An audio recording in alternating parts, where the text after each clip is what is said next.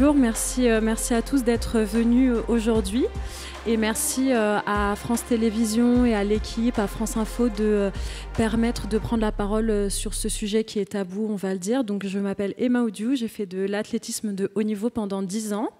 J'ai arrêté en 2020 et suite à mon arrêt, j'ai décidé de prendre la parole sur les violences, notamment les violences sexistes et sexuelles dans le milieu sportif. Carole Maître, vous faites beaucoup de choses, mais en quelques mots, est-ce que vous pouvez nous dire ce que vous faites ? Bonjour à toutes, bonjour à tous. Vraiment ravie que ce sujet soit à l'ordre du jour de cette journée bien remplie. Et bien sûr, donc les règles, eh bien, c'est important pour les sportifs et on va l'aborder.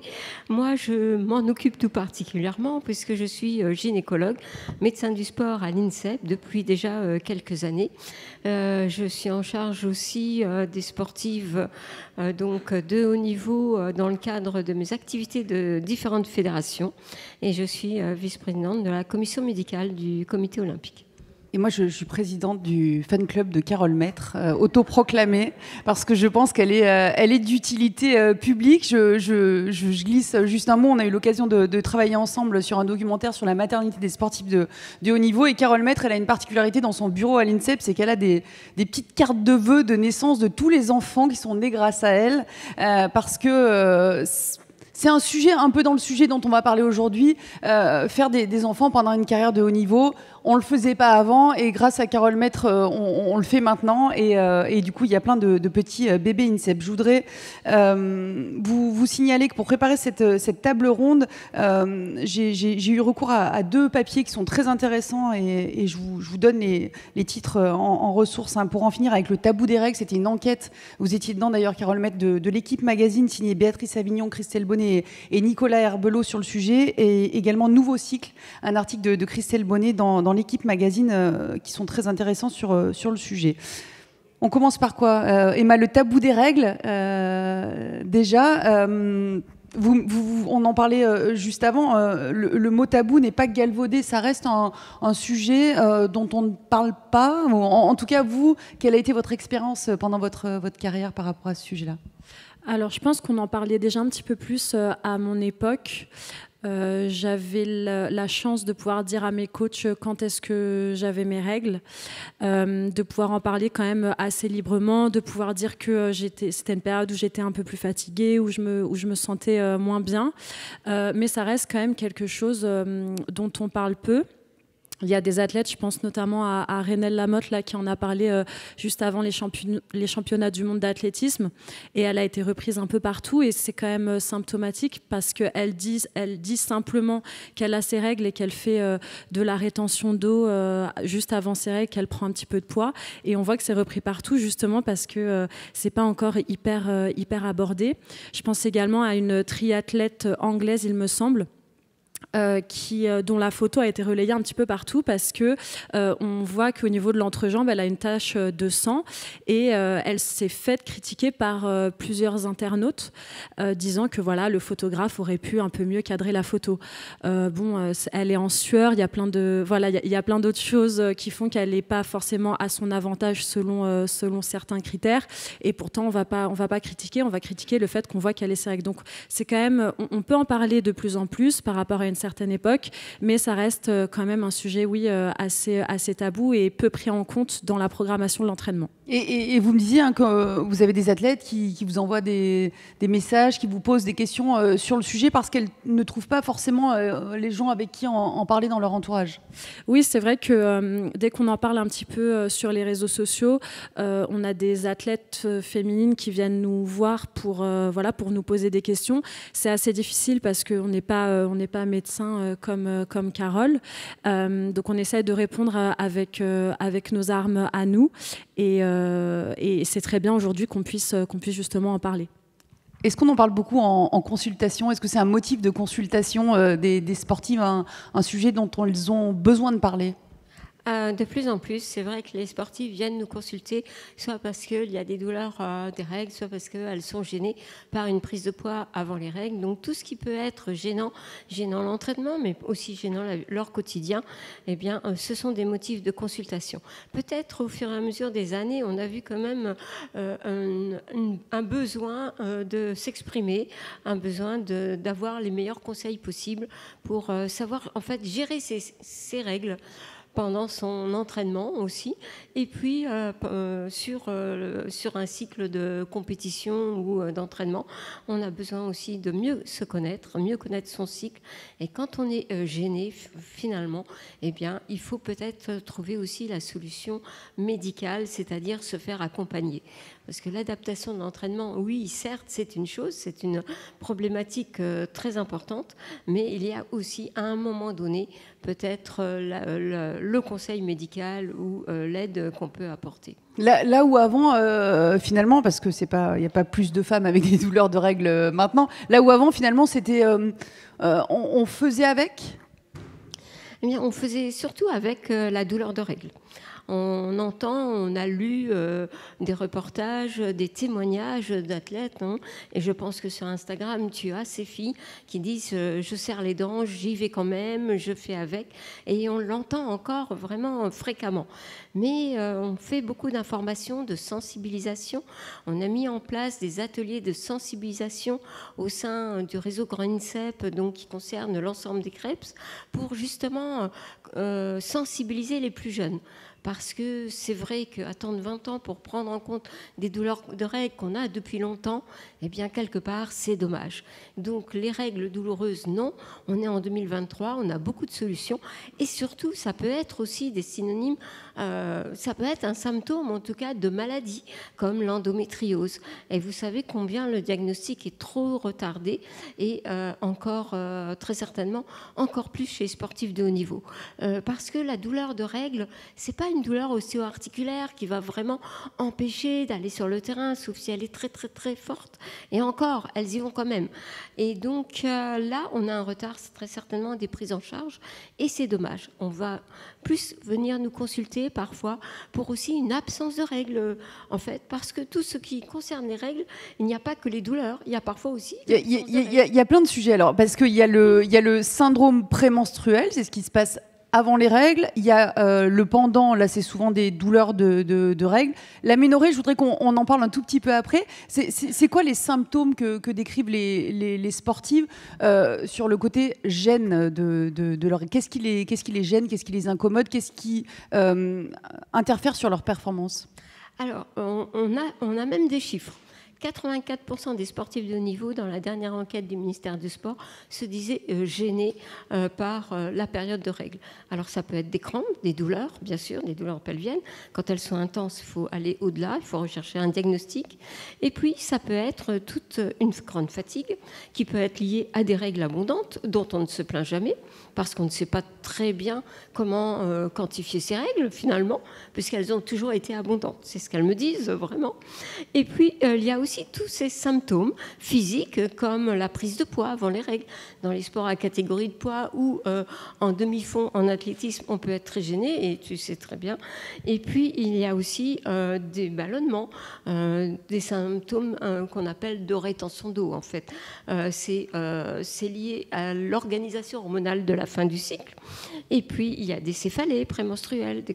Et on a aussi des symptômes psychiques, et ils peuvent être aussi embarrassants dans un collectif, quand on devient hypersensible au stress, aux réflexions, quand on est irritable et qu'on ne supporte plus ce qu'on entendait d'habitude du coach ou de l'entraîneur.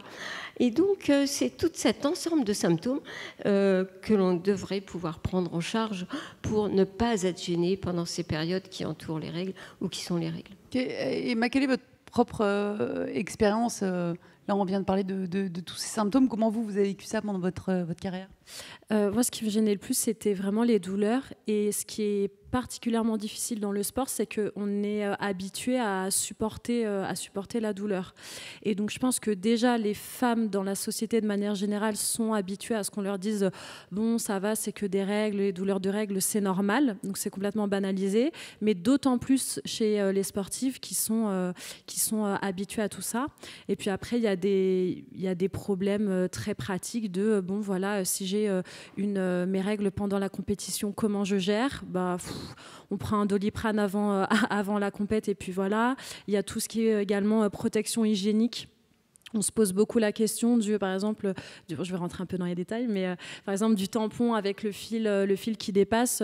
Là, ça, c'était des blagues, quoi. C'était regarde, elle s'est fait prendre en photo. Il y a le fil du tampon qui dépasse, machin. Enfin, c'est des choses desquelles on rigolait, mais qui peuvent quand même avoir un impact sur l'entraînement et sur la performance, parce que on se retrouve à être concentré sur autre chose et pas sur ce qu'on est en train de faire. Oui, vous acquiescez, effectivement. Vraiment, c'est tout à fait ça. C'est tout à fait ça. Et très souvent, même la douleur de règles, non seulement elle est banalisée, mais elle est enfouie quelque part pour ne pas se plaindre de quelque chose qui est de la sphère féminine, un peu de l'intimité. C'est comme ça que ressentent les sportives. Et peut-être qu'on pourrait ne pas être gardé pour le prochain match si on vient à se plaindre qu'on a des douleurs de match. Et c'est une réflexion que m'a fait une jeune sportive dans le foot de 14 ans, donc vraiment plutôt dans du régional. Mais ça touche tous les sports. Alors c'est vrai que ça peut toucher plus certains sports, comme les sports à risque de poids, qui sont très sensibles à cette prise de poids prémenstruelle, d'autres sports comme l'endurance, qui sont particulièrement sensibles quand il y a des règles abondantes, s'il y a une anémie, mais tous les sports sont concernés par ces problématiques. C'est dire l'importance de sensibiliser les jeunes à vraiment prendre conscience qu'il y a des solutions, que ce n'est pas banal, qu'il faut connaître son premier jour des règles, parce que c'est là que commence le cycle, ce qu'elles ne savent pas toujours, qu'il faut connaître la durée de son cycle, parce que c'est important de pouvoir comprendre si c'est régulier ou pas régulier, à partir de quand ça s'est un peu déréglé. Et parce que le pourcentage de masse grasse, comme tu le disais, pour les absences de règles, c'est pas toujours reconnu, ou pour les cycles réguliers, mais vraiment notez au moins ce qui vous concerne, notez et essayez d'évaluer la douleur de règles en la chiffrant de 0 à 10, en sachant que 10 c'est intenable, et ça permet de s'orienter plus facilement vers des solutions vraiment qui existent, et ça c'est important. Parlons de l'absence de règles. Alors l'absence de règles, c'est l'aménorrhée. Il y a plusieurs cas de figure. Il y a les jeunes filles qui ont très tardivement leurs règles, qui à 20 ans, par exemple, n'ont toujours pas leurs règles, alors que c'est autour de 13-14 ans, si je ne dis pas de bêtises. Et après, il y a celles qui ont des règles qui s'arrêtent par moment. Expliquez-nous pourquoi ça arrive beaucoup aux sportifs de haut niveau. C'est quelque chose, moi, dont j'ai entendu parler très, très tardivement, en fait. Alors, l'absence de règles, qu'on appelle l'aménorrhée, elle peut arriver... en fait, c'est une absence de règles. Il n'y a jamais eu les premières règles. Donc, on va dire que c'est une aménorrhée primaire, pour parler un peu médicalement, c'est le terme consacré. Et c'est pathologique quand ça n'est pas arrivé jusqu'à 16 ans. On va être très tolérant jusqu'à 16 ans. Il faut dire que les gymnastes, par exemple, ont un décalage de l'arrivée de leurs premières règles d'1 an ou 2. Mais à partir de 16 ans, on est amené à faire des bilans pour comprendre et à essayer de renforcer au niveau hormonal, parce que bien sûr, il peut y avoir un impact sur la densité minérale osseuse d'être privé longtemps de ces œstrogènes. Donc ça, c'est un point négatif. Et puis, on peut avoir eu ces règles et puis tout va bien. Et puis, on augmente son entraînement. Alors, ce n'est pas la durée de l'entraînement qui va impacter les règles, c'est tout simplement le fait qu'en augmentant son entraînement, on n'a pas fait suivre non plus les apports nutritionnels et qu'on arrive à un déséquilibre énergétique. Et dans ce déséquilibre énergétique, l'organisme, comme il est très bien fait, il va s'adapter. Et donc, il y a de l'énergie nécessaire pour les muscles, pour le cerveau, qui ne va pas se mettre au repos, le cœur, tout ce qui est vital. Et finalement, les ovaires, qui sont l'organe de la reproduction, qui sont stimulés par l'hypophyse et puis l'hypothalamus. Donc, vous voyez, c'est tout un circuit qui vient d'une du cerveau jusqu'aux ovaires, eh bien, ce circuit n'étant pas vital, finalement, eh bien, l'organisme décide de le mettre au repos, un peu comme s'il avait besoin d'épargner de l'énergie, parce que vous êtes juste sur la ligne de crête, où là, eh bien, il y en a plus suffisamment pour tout assurer, votre entraînement, vos organes vitaux, votre forme. Et donc, il y a un organisme qui se met au repos, c'est celui-là. Mais alors, on a des œstrogènes très effondrés. Et à 25 ans, on peut avoir un taux d'œstrogène comme à la ménopause. Mais il y aura un impact si on garde longtemps cette absence de règles.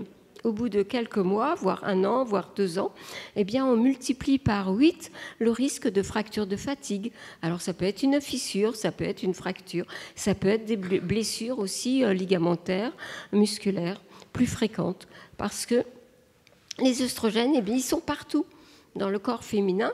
Il y a des récepteurs sur l'os, il y a des récepteurs sur les ligaments, sur le muscle. Et donc, c'est vraiment très important d'assurer un cycle régulier chaque fois que c'est possible.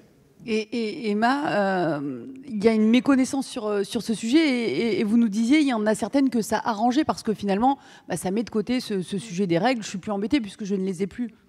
Oui, il y a une athlète de l'équipe de France ça fait des années qu'elle est en équipe de France maintenant. Et donc, quand moi, j'arrive toute jeune en équipe de France, elle me dit oui, tu sais, Emma, moi, ça fait 10 ans que j'ai plus mes règles. Et puis, c'est super pratique parce que je suis pas embêtée tous les mois. Et heureusement, on commençait à avoir un petit peu de sensibilisation par rapport à ça et par rapport au fait que ça pouvait poser de gros soucis, notamment par rapport aux fractures de fatigue. Mais ouais, c'est pas la seule remarque que j'avais eue. Pareil, une période d'aménorrhée de 3-4 mois. Et donc, je dis à mon entraîneur que ça commence à m'inquiéter un petit peu parce que je sais que c'est pas normal et parce que là, on parle de la sportive, mais même en tant qu'individu et en tant que femme, pour moi, ça fait partie de mon corps, ça fait partie de ma santé. Donc, c'est important pour moi d'avoir mes règles.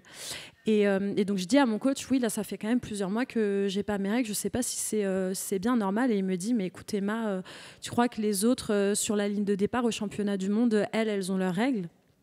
Bon, que répondre à ça? Et donc, on voit que oui, c'est quelque chose qu'on a du mal à prendre en considération. Et même dans la programmation de l'entraînement, je pense à des équipes, je crois que c'est l'équipe de football féminine américaine qui prend en considération les cycles menstruels des joueuses dans la programmation de l'entraînement, dans la programmation des compétitions.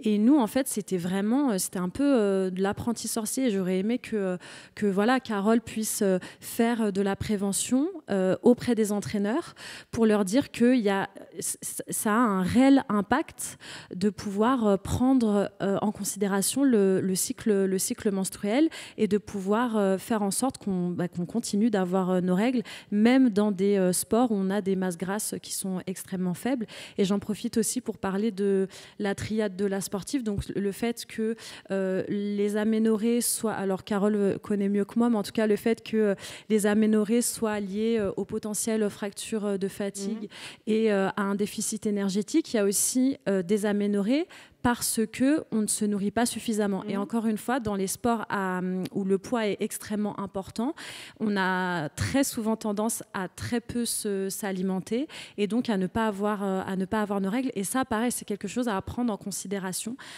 L'une des solutions, ça va être tout simplement peut-être de manger un peu plus ou de mieux se nourrir.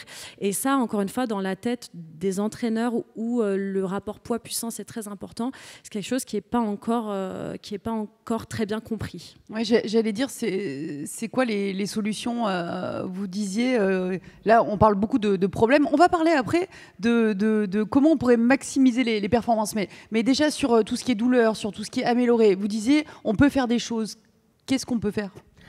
Déjà que chacune devienne active en fait de sa santé, comme on va s'inquiéter d'une douleur du genou.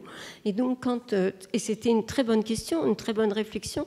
4 mois d'absence de règles, c'est pas tout à fait normal. Et c'est très bien d'en avoir parlé. Et maintenant, le coach a eu peut-être certainement la mauvaise réaction. Et ça ne sera plus. Parce qu'on est en train de sensibiliser toutes les équipes, des entraîneurs au niveau des crêpes, tous les qui sont principalement des hommes, Carole Maître. Oui, c'est vrai. Ça évoluera. Ça fait partie des enjeux aussi de cette sensibilisation, parce que dans les encadrants, il y a principalement des hommes. C'est pour ça que c'est encore plus important de les sensibiliser. Parfois, ils le sont un peu familialement, mais rarement. Et donc, ils sont très à l'écoute aussi, parce qu'on intervient en les sensibilisant sur le risque, sur la performance. Parce que ce n'est pas à eux de gérer une absence de règles ou des règles abondantes ou des douleurs de règles, mais c'est eux qui sont au quotidien avec les sportives et qui peuvent être très bien le témoin et relayer auprès du staff médical ce que la sportive n'ose peut-être pas faire ou évite de dire pour justement ne pas être peut-être cataloguée chochotte, on se plaint toujours au moment de ces règles, mais ce n'est pas du tout le cas. Ce sont de vraies douleurs, ce sont de vrais symptômes et il n'y a pas d'alibi, comme on disait à l'époque, des douleurs de règles, c'est un peu l'alibi pour ne pas aller à l'entraînement. Non, pas du tout, ce sont des vraies douleurs. Et c'est ce qu'on explique aux entraîneurs.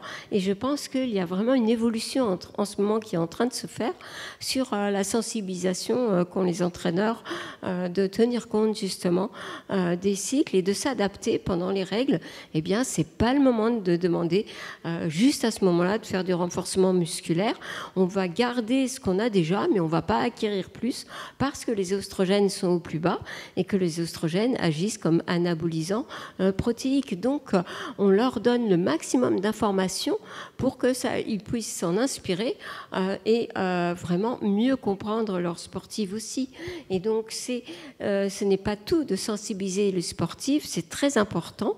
On a vu cette année, en un an, on a sensibilisé au moins 500 jeunes filles de 15 à 17 ans dans les différents CREPS et vraiment ce qui revient dans leur top d'intérêt, on va dire, des 3 sujets majeurs, c'est les règles, le cycle et le périnée.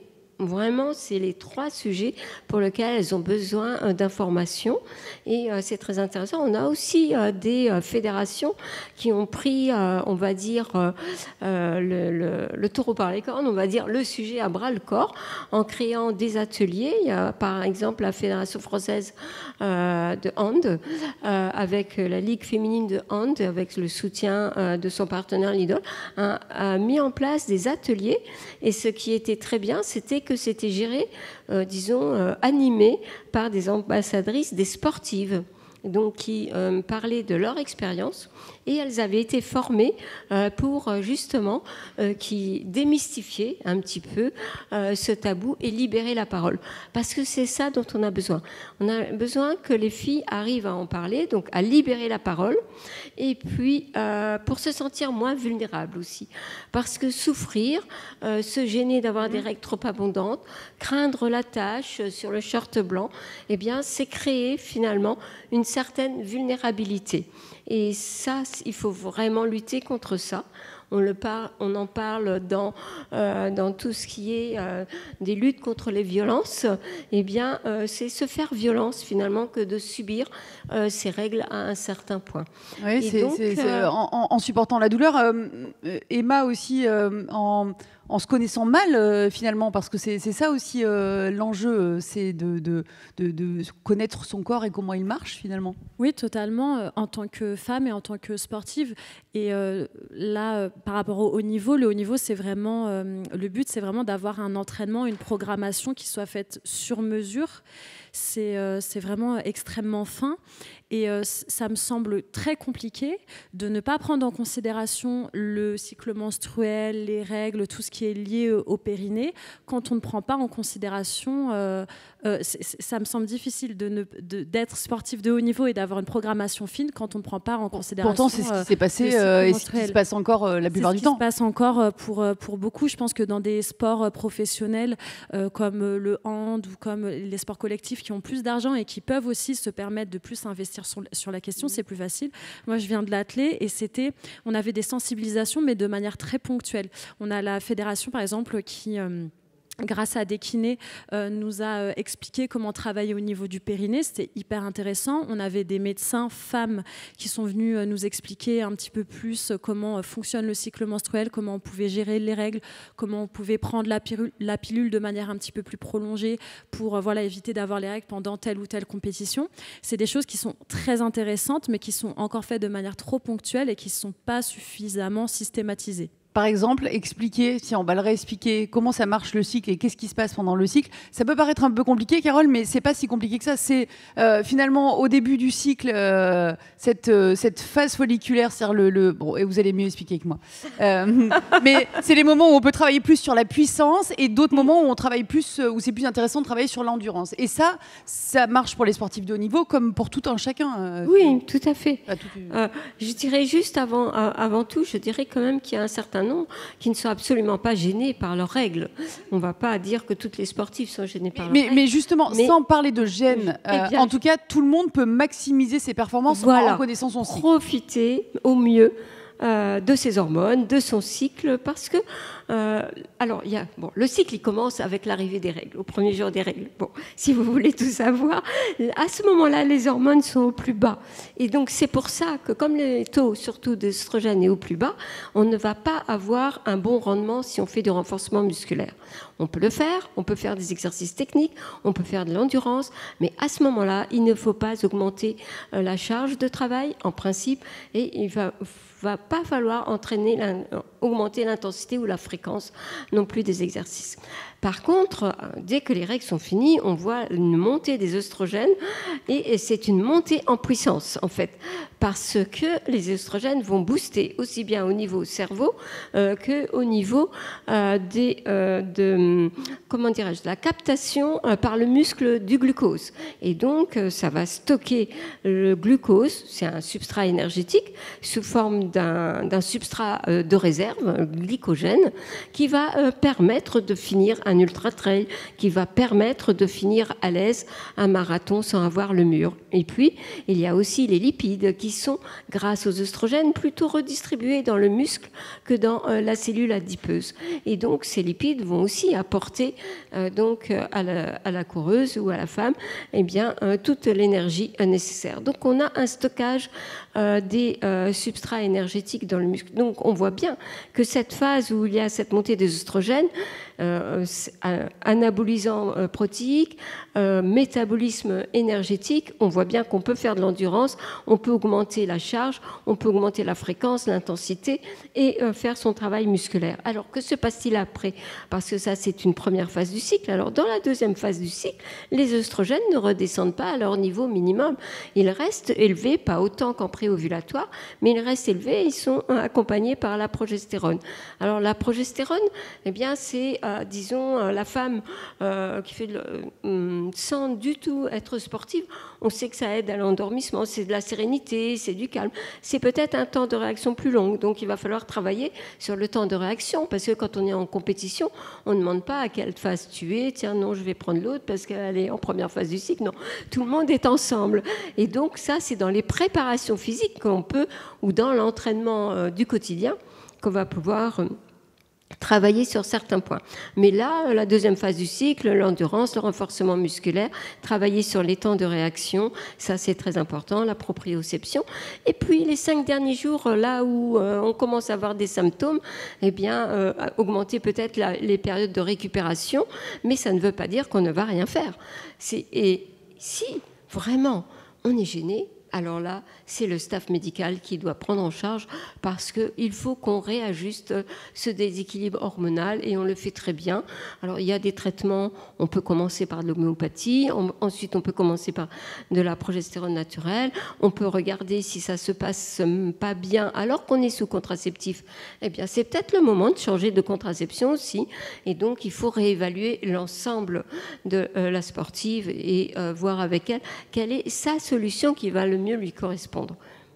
Merci beaucoup, c'est passionnant. Il y a une phrase que j'avais notée dans le Oui, vous aussi voulez participer au fan club de Carole Maître. Vous pouvez vous inscrire avec moi si vous voulez. L'enquête dans l'équipe magazine dont je vous parlais tout à l'heure, il y a une phrase que je trouvais très intéressante qui disait les règles d'ennemis des sportives à amis de leur performance. C'est ça l'enjeu, Emma, aussi, c'est que en se connaissant mieux, les sportives peuvent être plus performantes et c'est un vrai enjeu. Oui, je pense que ça peut représenter un réel atout si on le prend vraiment en compte, cette problématique des règles. Et je pense que tout le monde a y gagné, autant la sportive parce qu'elle se connaît mieux, parce qu'elle se sent en confiance, que le staff qui comprend mieux, qui peut mieux adapter, encore une fois, la programmation, que les fédérations, parce que je pense que cet accompagnement-là permettra aux femmes d'être meilleures, d'être plus performantes. Donc je pense vraiment qu'au lieu de le prendre comme quelque chose qu'il faut occulter, qu'il faut éviter ou même dont il faudrait avoir peur, au contraire, prendre tout ça à bras-le-corps, essayer de comprendre et faire les choses en bonne intelligence, ça me paraît être la clé pour que ça se passe au mieux et pour que les femmes puissent prendre totalement leur place dans le milieu sportif. Il y a des travaux d'ailleurs qui sont menés à l'INSEP sur le sujet parce que quoi, on sent qu'il y a des médailles à aller grappiller aussi. Forcément, augmenter la performance des sportifs, c'est aller chercher des médailles chez les féminines aussi. C'est travailler sur l'épanouissement, travailler sur le bien-être et donc travailler sur tous les éléments qui font la performance. Et le cycle menstruel va s'inscrire dans un de ces éléments. Et c'est à ne pas négliger, bien sûr, parce qu'un podium, ça se gagne parfois à peu. Et donc, il peut y avoir les règles, il peut y avoir des soucis. Donc, de règles, eh bien, c'est en amont, c'est à nous de les gérer au mieux et de l'aider, de l'accompagner dans son entraînement pour que ce ne soit un non-problème, en fait. C'est ça. C'est un atout pour la performance. Parce qu'on le sait très bien, les études l'ont toutes montré, quand elles ne sont pas là, les règles, eh bien, l'entraînement ne donne pas du tout les mêmes résultats. Ça a été analysé chez des nageuses, eh bien, celles qui n'avaient pas leurs règles avaient de moins bons résultats au bout de 3 mois d'entraînement par rapport à celles qui avaient des cycles réguliers. Donc, ne pas les avoir, ce n'est pas satisfaisant, il ne faut pas s'en contenter, et les avoir douloureuses et gênantes, eh bien, c'est pas non plus très satisfaisant. Et donc, à partir du moment où on a gommé un peu toutes ces aspérités par la prise en compte avec le staff médical, eh bien, alors c'est le moment de sentir à quelle période on est boosté par ces œstrogènes, comment on se sent le mieux pour justement profiter du renforcement musculaire à ce moment-là, de son travail en endurance également. Donc, vraiment, oui, le cycle, c'est un atout pour la performance et pas du tout une gêne. Et est-ce qu'on sait tout aujourd'hui sur le cycle? Est-ce qu'on a fait toutes les études qu'il faudrait faire? Ou on dit souvent qu'on ne fait pas d'études sur les sportives. Il y en a très peu qui ont été menées parce que personne ne met de l'argent pour les faire, tout simplement. Et est-ce que sur ce sujet-là, on a encore plein de choses à explorer et à aller chercher? Alors, on avance beaucoup, on avance à grands pas. Depuis 3 ans, il y a beaucoup d'études qui ont montré l'impact sur la performance et ça nous aide dans nos discussions avec les entraîneurs. L'impact sur la performance du syndrome prémenstruel, de la douleur, parce qu'il y a une déconcentration, il y a un évitement aussi des déplacements rapides. Donc, il y a beaucoup de papiers qui sont sortis. Il y a encore des études en cours. On travaille dessus. Il y aura toujours à performer, à nous améliorer dans la prise en compte et à adapter au mieux tout ce qu'on sait, disons, à le transposer dans la pratique et à aider justement les entraîneurs à utiliser les données actuelles pour suivre au mieux leurs sportifs. Oui, et Emma, c'est forcément... Est-ce que vous vous dites, si j'avais eu toutes les infos quand j'étais toute jeune, les choses se seraient passées un peu différemment? Bien sûr, il y a un côté un peu frustrant parce qu'on se dit, ah purée, si moi j'avais su ça, si mes entraîneurs étaient sensibilisés à ça, peut-être qu'à tel moment ça se serait passé comme ci, comme ça, j'aurais été plus à l'aise. Après, voilà, ça fait partie du sport, ça fait partie de la science. On apprend des choses. Moi, il y a des choses que je sais aujourd'hui que les athlètes, il y a 20 ans, auraient aimé savoir aussi. Donc, bien sûr, mais c'est encore une fois, oui, hyper important de continuer dans ce sens-là pour encourager le sport féminin. Ouais, vous avez envie de quoi que les filles puissent en parler encore plus librement. C'est pas forcément un sujet dont toutes les sportives ont envie de parler. Alors on n'est pas obligé d'en parler publiquement, mais parfois ça reste quand même tellement lié à l'intimité qu'on n'a pas forcément envie d'en parler.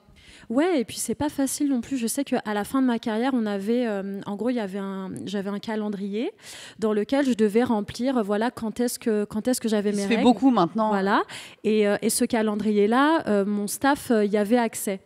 Et c'est quand même pas anodin voilà, mon staff savait à quel moment j'avais mes règles. Et oui, c'est lié à l'intimité et c'est pas juste un facteur potentiel de performance. Donc il faut pouvoir, je pense, créer une sphère, créer un milieu où on se sente suffisamment en sécurité, suffisamment en confiance pour en parler. Tout le monde n'est pas obligé d'en parler sur les réseaux sociaux. Tout le monde n'est pas obligé, voilà, de dire comment elle se protège, comment elle le vit ou quoi. Pas du tout, mais en tout cas, dans la sphère professionnelle, pour les sportifs de haut niveau, c'est important de pouvoir aborder le sujet de manière sereine. Et celles qui décident de prendre la parole, c'est génial parce que ça permet à celles qui vivent leurs règles qui peuvent être peut-être douloureuses ou qui peuvent représenter un frein pour la performance, ça leur permet à elles de se sentir moins seules. C'est toute la force des réseaux sociaux aujourd'hui. C'est ce que vous ressentez aussi avec les jeunes filles que vous rencontrez dans les centres de performance régionaux ? Ah oui, tout à fait. Et je pense que les plus jeunes ont encore beaucoup plus de difficultés qu'à passer 20 ans, où peut-être on prend déjà la contraception, on a peut-être déjà consulté. Pour les 15-17 ans, c'est vraiment beaucoup plus tabou, on va dire. Et c'est aussi une période de la vie où on subit beaucoup de modifications de son corps et on se pose des questions. Et de les voir libérer leurs paroles, c'est très motivant pour continuer nos actions au sein du réseau Grand INSEP et des fédérations. Et je pense que si j'avais un message à dire, c'est oser. Et finalement, il faut oser dire que quand on a une perception plutôt négative d'une certaine période du cycle, oser en parler, parce que vraiment, on mettra tout en œuvre justement pour faciliter, parce que si on arrive déjà dans un pôle espoir, dans un pôle haut niveau, c'est qu'il y a eu beaucoup de travail, et c'est vraiment regrettable que ce soit les règles qui viennent faire obstacle ou qui viennent limiter, il faut le dire, de potentiels résultats. Très bien. Ben merci, je crois qu'on a dit à peu près tout. Merci à toutes les deux. Merci. Merci à vous Merci. de nous avoir écoutés.